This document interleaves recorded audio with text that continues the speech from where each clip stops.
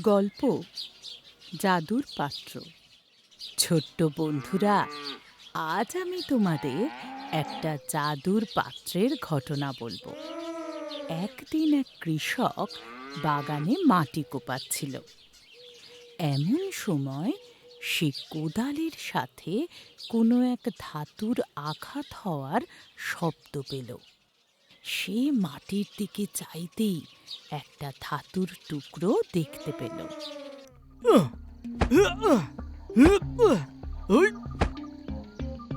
ও, এটা আবার কি? এই পাত্রটা দেখে মনে হচ্ছে এতে ৫০০ জনের রান্না হয়ে যাবে, কিন্তু এটা আমার কি কাজে লাগবে? ও, আমি সত্যিই খুব ক্লান্ত। এবার একটু বিশ্রাম নিয়ে নিই।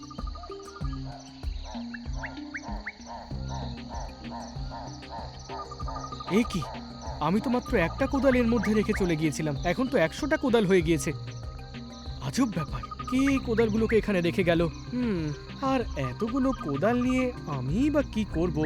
এখানে তো কেউ কোথাও নেই। তাহলে এমন ঘটনা ঘটলো কিভাবে? আমাকে এই ঘটনাটা পরীক্ষা করে দেখতে হবে। যদি আমার খাবার এই পাত্রের মধ্যে ফেলে দিই, তাহলে কি খাবারটা ১০০ গুণ বেড়ে যাবে? তারপর থেকে কৃষক খাদ্যদ্রব্য, টাকা পয়সা ও জামা কাপড় সেই পাত্রের মধ্যে ফেলে দেয়, আর তা ১০০ গুণ হয়ে যায়। কৃষক ধীরে ধীরে ধনী হয়ে যায়। এই কথা জানতে পেরে জমিদার রাজার দরবারে যায়। কি জাদুপাত্র? কৃষকের কাছে জাদুপাত্র আছে? এই জাদুপাত্রটি কৃষক কিভাবে পেল? আমাকে তো এটা জানতেই হবে।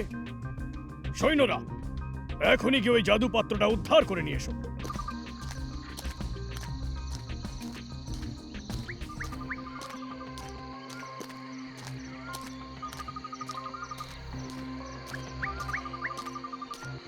ও, এটাই সেই জাদুপাত্র। যাই আমি একবার এর মধ্যে ঢুকে দেখি কি বিস্ময়কর ঘটনা ঘটে।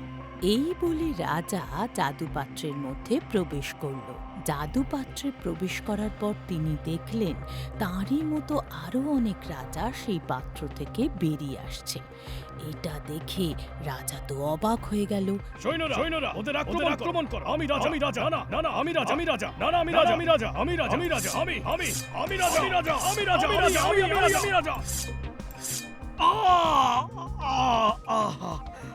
ভগবান, আমি ভুল করে ফেলেছি। আমি লোভে ভুল করে ফেলেছি। তাহলে বন্ধুরা, তোমরা এই গল্পটা থেকে কি শিক্ষা পেলে? ভাবিয়া করিও কাজ, করিয়া ভাবিও না।